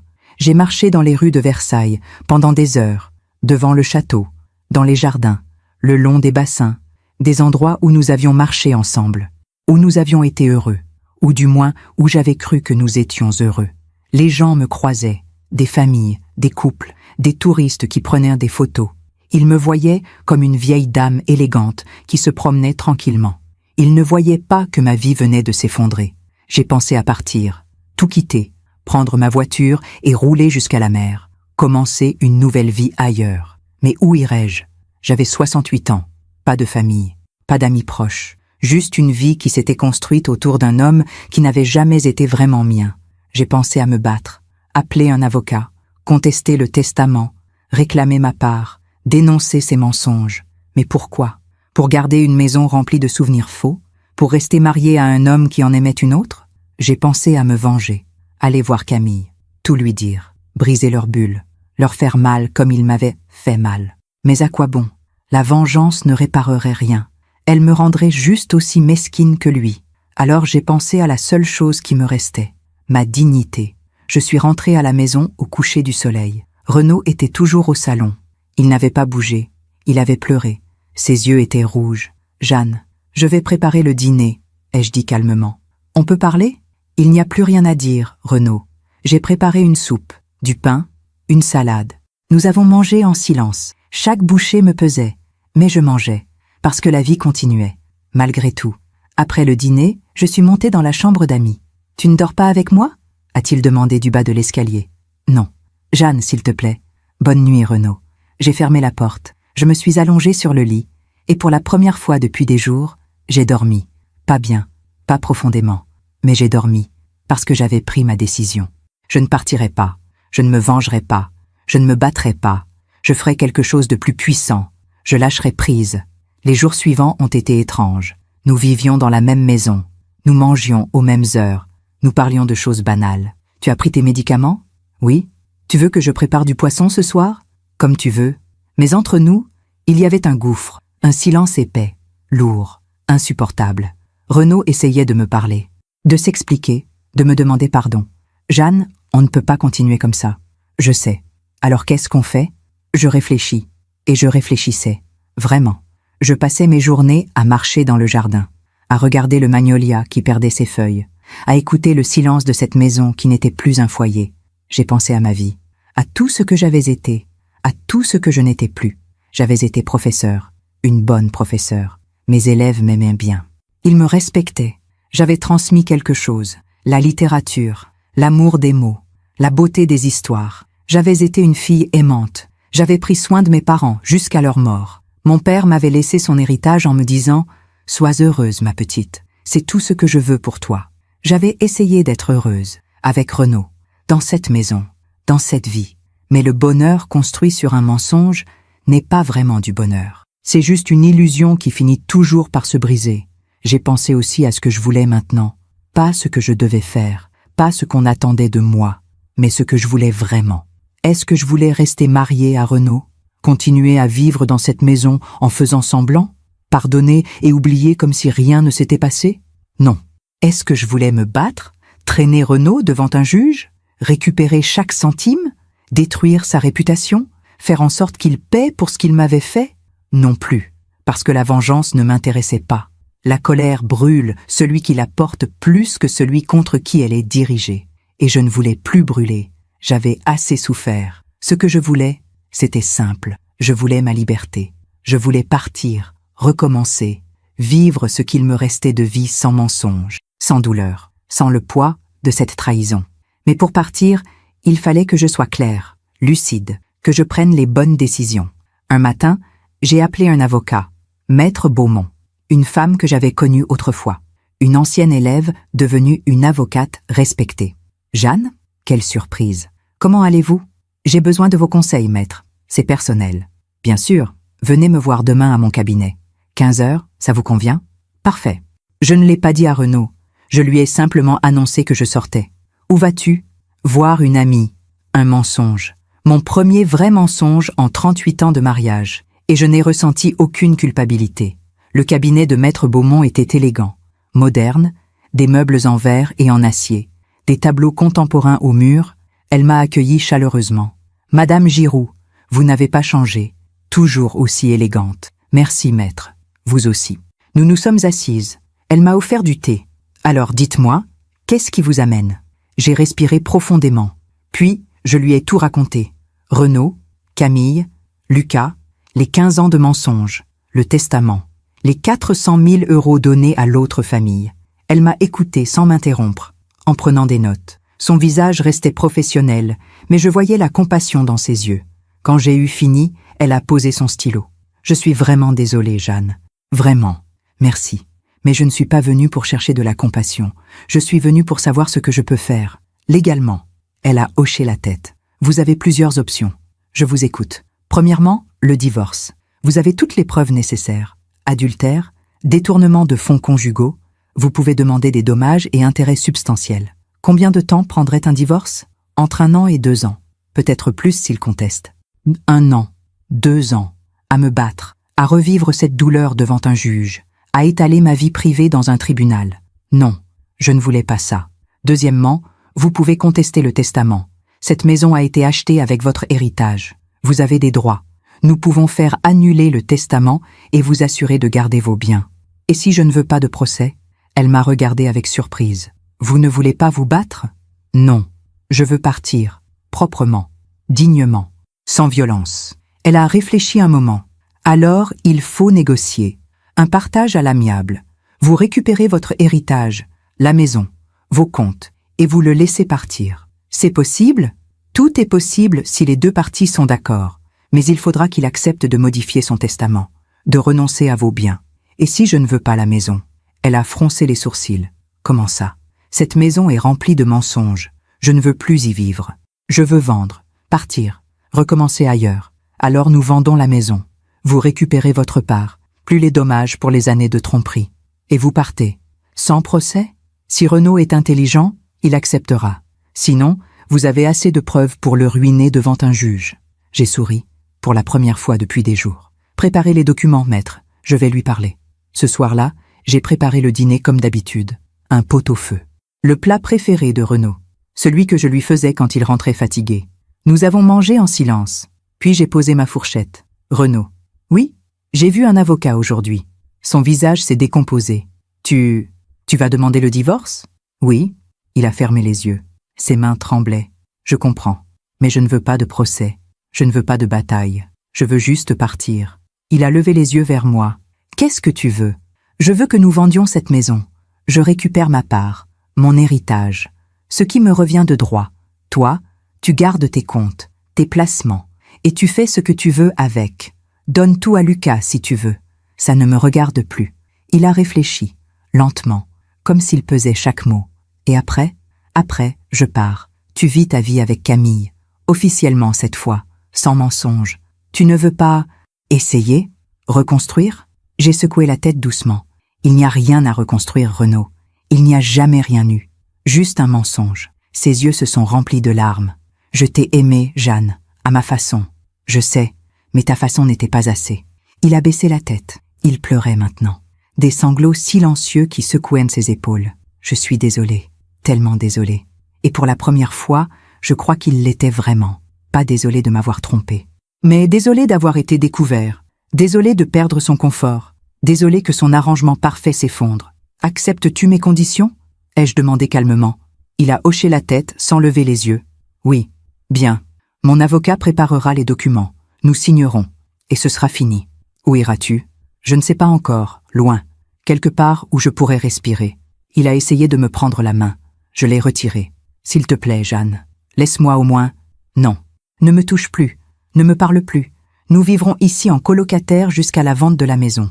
Puis, nous ne nous reverrons plus jamais. Il a compris. Il a vu dans mes yeux que c'était fini. Vraiment fini.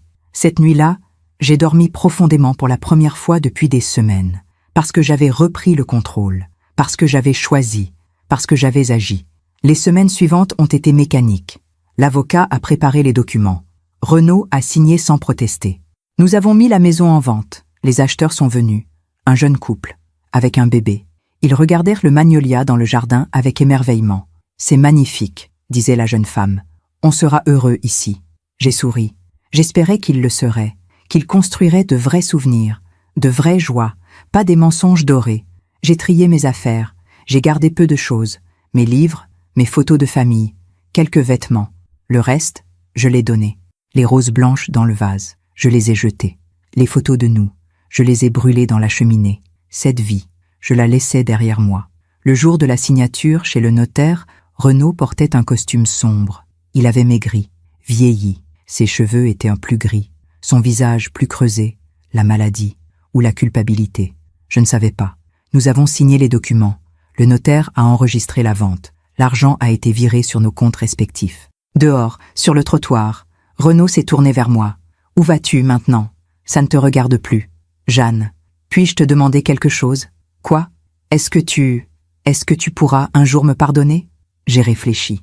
Honnêtement, Je ne sais pas, Renaud. Peut-être, un jour, quand tout ça sera loin derrière moi, quand je me serai reconstruite, peut-être que je pourrai pardonner. Mais oublier, jamais. Il a hoché la tête, il a tendu la main. Je ne l'ai pas prise. Adieu, Renaud. Adieu, Jeanne. Je suis montée dans ma voiture, j'ai démarré, j'ai roulé sans me retourner. Derrière moi, 38 ans de vie. Devant moi, l'inconnu. Mais pour la première fois depuis si longtemps, je me sentais légère, libre, vivante. J'ai loué un petit appartement à Nice, face à la mer, 2 pièces, un balcon où je pouvais voir le soleil se lever sur la Méditerranée. C'était modeste, simple, mais c'était à moi, vraiment à moi. Les premiers mois ont été étranges. Je me réveillais le matin et je regardais autour de moi, surprise de ne pas reconnaître les murs. Puis je me souvenais, j'étais partie. J'avais recommencé. J'ai meublé l'appartement lentement, avec soin. Chaque objet avait du sens. Chaque couleur me plaisait vraiment. Un canapé bleu ciel, des rideaux blancs qui dansaient dans la brise marine, des étagères pour mes livres, une petite table sur le balcon où je prenais mon café le matin. J'ai commencé à marcher sur la promenade des Anglais, tous les jours, pendant des heures. Je regardais les vagues, les mouettes, les gens qui passaient, les enfants qui jouaient sur les galets. Et lentement, très lentement, quelque chose en moi commençait à guérir. Je me suis inscrite à des cours, de peinture, d'italien, de yoga, des choses que je n'avais jamais eu le temps de faire, ou que je n'avais jamais osé faire, parce que j'avais toujours vécu pour quelqu'un d'autre. J'ai rencontré des gens, d'autres femmes de mon âge, certaines veuves, d'autres divorcées, d'autres qui avaient choisi de vivre seules. Nous prenions le thé ensemble, nous parlions de nos vies, de nos douleurs, de nos renaissances. Tu as du courage, m'a dit un jour Françoise, une femme de 72 ans qui avait quitté son mari après 40 ans de mariage. Beaucoup de femmes restent, par peur, par habitude, par manque de moyens. J'ai eu de la chance, avais-je répondu. J'avais les moyens de partir. Ce n'est pas une question de moyens, c'est une question de force, et tu l'as eu. Pendant les 6 premiers mois, je n'ai eu aucune nouvelle de Renaud. Rien, pas un appel, pas un message, pas une lettre. C'était mieux ainsi. Nous nous étions dit adieu. C'était fini. Et puis, un jour, j'ai reçu un coup de fil. Marianne, la sœur de Renaud. Jeanne, c'est Marianne. Sa voix était hésitante, mal à l'aise. Bonjour Marianne. Je voulais prendre de tes nouvelles. Comment vas-tu? Je vais bien. Très bien même. Un silence. Je suis désolée, Jeanne. Pour tout. J'aurais dû te le dire. J'aurais dû... Tu savais. Oui, je savais. Depuis le début. Pourquoi ne m'as-tu rien dit? Elle a hésité, puis elle a soupiré. Parce que c'est mon frère. Parce que je pensais que ce n'était pas mon rôle. Parce que, je ne sais pas, j'avais tort. Je le sais maintenant. Pourquoi m'appelles-tu aujourd'hui? Nouveau silence. Plus long cette fois. Parce que Renaud ne va pas bien. Mon cœur s'est serré. Malgré tout. Malgré la trahison. Malgré la douleur. Qu'est-ce qui se passe? Il a fait une autre crise cardiaque. Il y a 3 semaines. Plus grave que la première. Il est sorti de l'hôpital maintenant, mais les médecins disent que son cœur est très fragile, qu'il doit se ménager. Il vit avec Camille maintenant? Oui. Il a déménagé à Fontainebleau, dans son appartement. Donc il avait fait ce que j'avais dit. Il vivait officiellement avec elle, sans plus se cacher. Et comment ça se passe? Marianne a soupiré à nouveau. Pas bien du tout. Elle m'a raconté. Renaud avait emménagé chez Camille 2 mois après notre séparation. Il avait apporté ses affaires, ses livres, ses vêtements. Il avait présenté la situation comme temporaire à Lucas, juste le temps que je me remette. Puis, je chercherai un appartement pour nous. Mais Lucas n'avait pas bien réagi. Le garçon avait 18 ans maintenant. Il venait de commencer ses études à l'université. Il avait sa vie, ses amis, ses habitudes. Et soudain, son père débarquait, définitivement, avec ses valises, ses médicaments, ses problèmes de santé. Lucas s'est senti envahi, m'a expliqué Marianne. Il avait toujours eu Renaud en pointillé, 1 jour par semaine, quelques week-ends. C'était gérable. Mais là, Renaud était là tout le temps. Les tensions avaient commencé rapidement. Renaud voulait être un vrai père, présent, impliqué. Il posait des questions sur les études de Lucas, sur ses sorties, sur ses amis. Où vas-tu? Avec qui? À quelle heure rentres-tu? Lucas supportait mal ce contrôle soudain. Tu n'as jamais été là avant. Pourquoi maintenant? Les disputes étaient devenues fréquentes, violentes parfois. Tu ne peux pas débarquer dans ma vie comme ça et jouer au père. Je suis ton père. Un père qui n'était là qu'1 jour par semaine. Un père qui vivait avec une autre femme. Camille avait essayé de jouer les médiatrices, mais elle aussi commençait à fatiguer. Parce que Renaud n'était plus l'homme charmant qui venait les voir une fois par semaine. L'homme qui apportait des cadeaux, qui les emmenait au restaurant, qui repartait avant que les tensions ne s'installent. Non. Maintenant, Renaud était un homme malade, fatigué, dépressif, qui passait ses journées dans le canapé, qui se plaignait de ses douleurs, qui ne travaillait plus. Il a pris sa retraite anticipée à cause de sa santé, m'a expliqué Marianne. Mais l'argent manque. Camille doit payer le loyer toute seule maintenant. Les courses, les factures, elle travaille beaucoup pour compenser. Et l'argent de la vente de la maison, ai-je demandé. Il en a donné une partie à Lucas, pour ses études, pour qu'il s'achète une voiture. Le reste, je ne sais pas. Je crois qu'il vit avec ça. Mais ça diminue vite. Donc l'argent qu'il avait tant voulu garder pour son fils disparaissait. Et Lucas le dépensait sans vraiment apprécier. Parce que l'argent ne remplace pas une présence, une vraie présence. Et Camille, comment va-t-elle? Marianne a hésité. Je ne devrais pas dire ça, mais elle regrette. Elle me l'a confié un jour. Elle aimait leur arrangement. Renaud qui venait la voir, qui repartait, qui lui donnait de l'argent, qui était attentionné parce qu'il ne la voyait qu'en pointillé. Maintenant qu'il est là tout le temps, ce n'est plus pareil. Bien sûr, l'amour en pointillé est toujours plus facile, plus romantique. On ne voit que le meilleur. On évite la routine, les disputes, l'ennui. Camille découvrait maintenant le quotidien, le vrai, avec un homme malade, dépendant, qui n'était plus le prince charmant des jeudis soirs. Elle m'a dit quelque chose d'étrange, a continué Marianne. Elle m'a dit « Je comprends maintenant pourquoi il restait avec Jeanne. La stabilité, le confort, la tranquillité. » J'ai souri, amèrement. Donc Camille comprenait. Maintenant qu'elle vivait avec Renaud au quotidien, elle comprenait ce que moi j'avais vécu pendant 38 ans. La différence, c'est que moi, je ne savais pas qu'il en aimait une autre. Elle le savait. Et elle l'avait quand même voulu. « Pourquoi me racontes-tu tout ça, Marianne ?» Elle a soupiré. « Parce que Renaud parle de toi, souvent.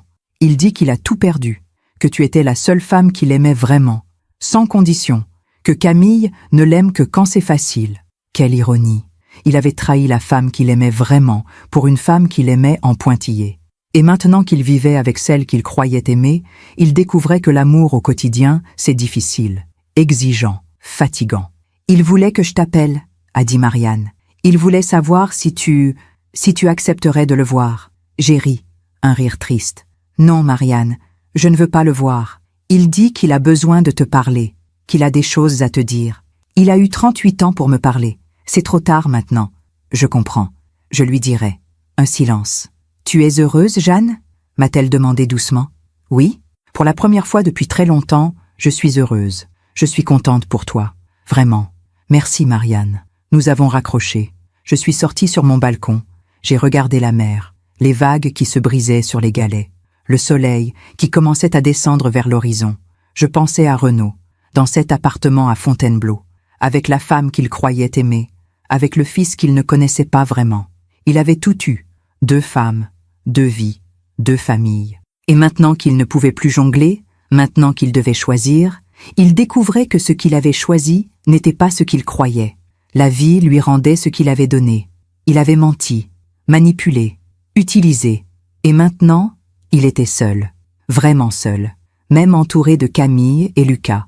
Parce que l'amour construit sur le mensonge ne tient jamais vraiment. Je ne ressentais pas de joie, pas de satisfaction. Juste une forme de justice, naturelle, inévitable. Il avait fait des choix. La vie lui montrait les conséquences. Quelques mois plus tard, j'ai reçu une autre nouvelle. Par hasard, en lisant le journal local de Versailles sur Internet. Un avis de décès. Renaud Moreau, décédé le 12 octobre à l'âge de 73 ans. Ses obsèques auront lieu le 15 octobre à Fontainebleau. Mon cœur s'est serré. Malgré tout, il était mort, seul, loin de moi, dans cette vie qu'il avait choisie. Je ne suis pas allée à l'enterrement, pas par rancune, pas par méchanceté, mais parce que ce n'était plus ma place. J'avais quitté cette vie. Je n'y appartenais plus.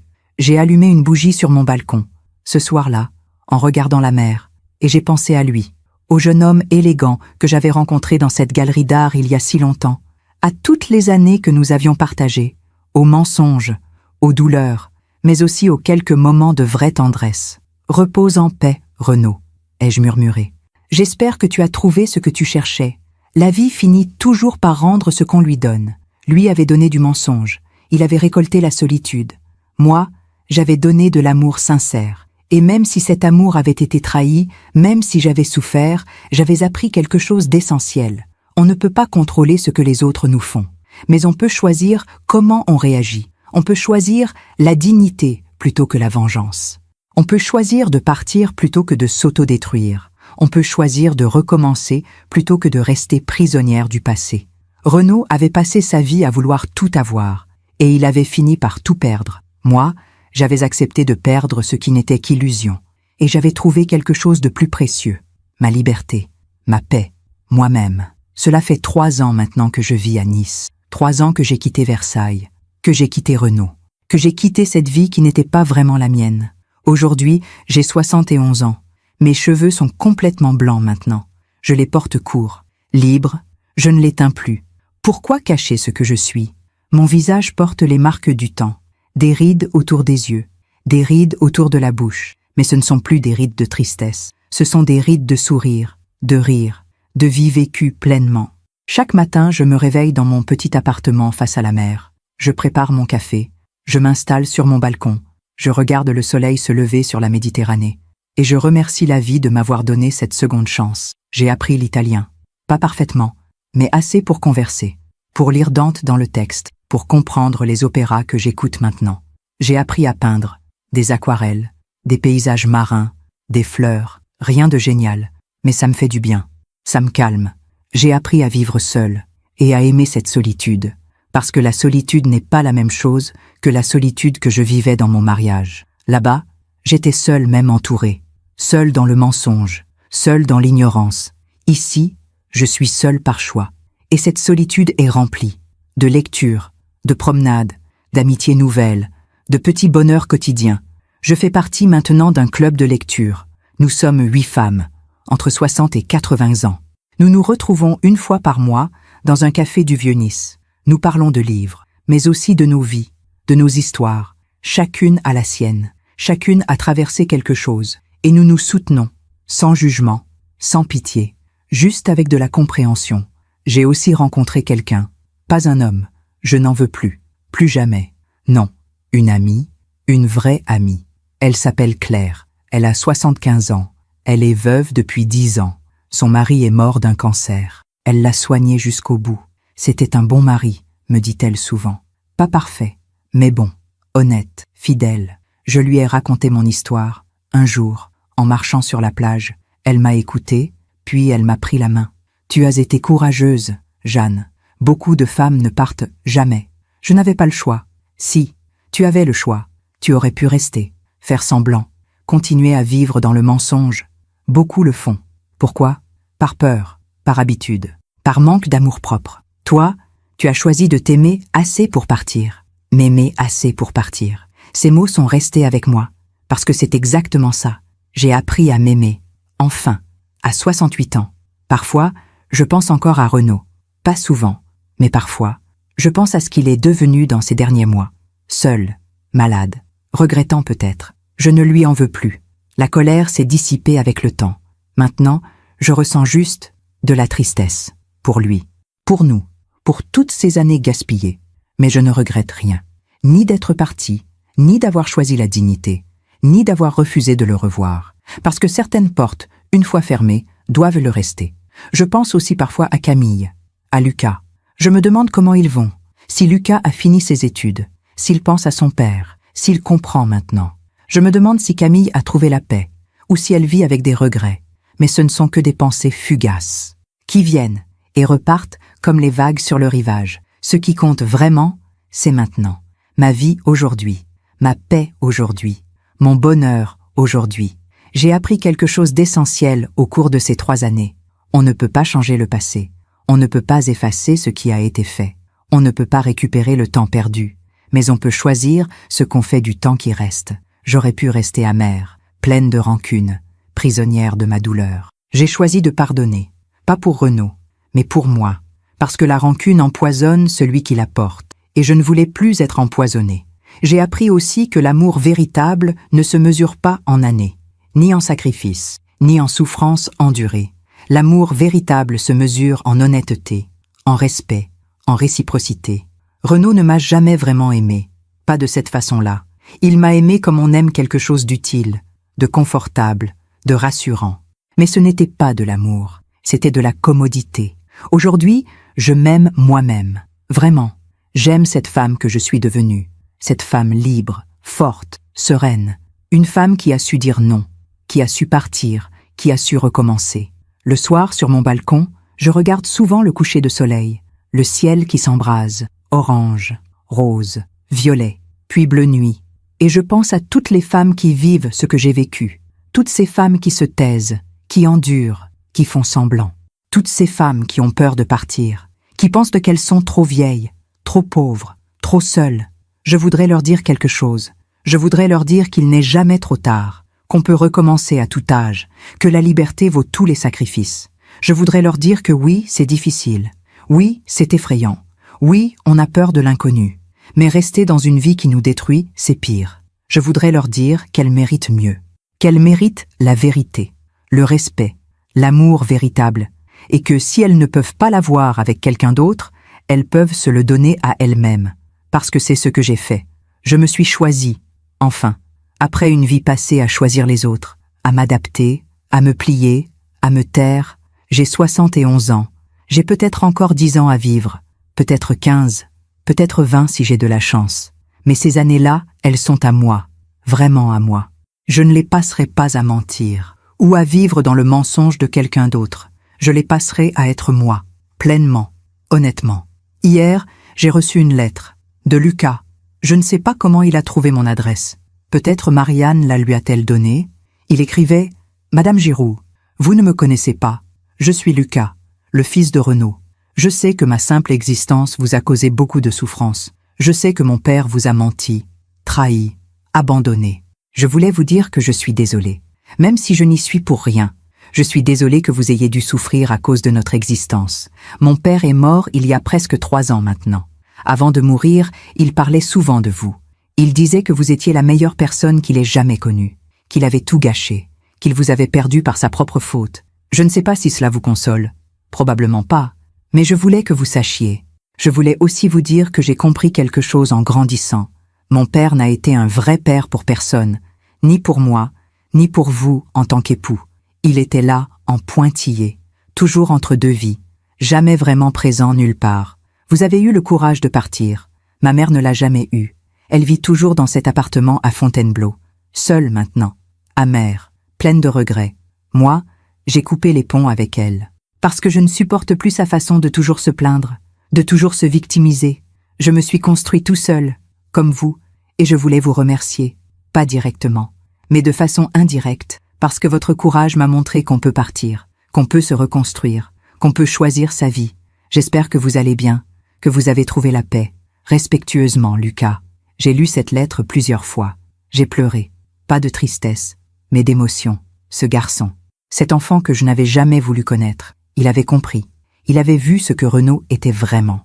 Un homme qui n'avait jamais vraiment aimé personne, parce qu'il s'aimait trop lui-même. J'ai répondu à Lucas, une courte lettre, simple, sincère. Cher Lucas, merci pour votre lettre. Elle m'a touché profondément.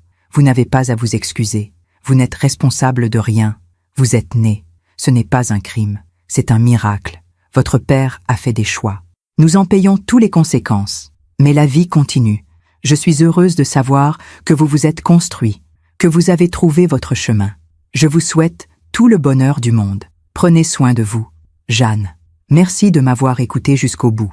Si cette histoire a touché votre cœur, abonnez-vous et activez la cloche pour entendre d'autres femmes qui ont transformé la douleur en sagesse. Chaque jour, une femme, une leçon de vie. Partagez cette histoire avec quelqu'un que vous aimez. Parfois, une histoire change toute une journée. Que Dieu vous bénisse et à très bientôt. Ce soir, sur mon balcon, je regarde la mer. Les vagues continuent, inlassables, fidèles.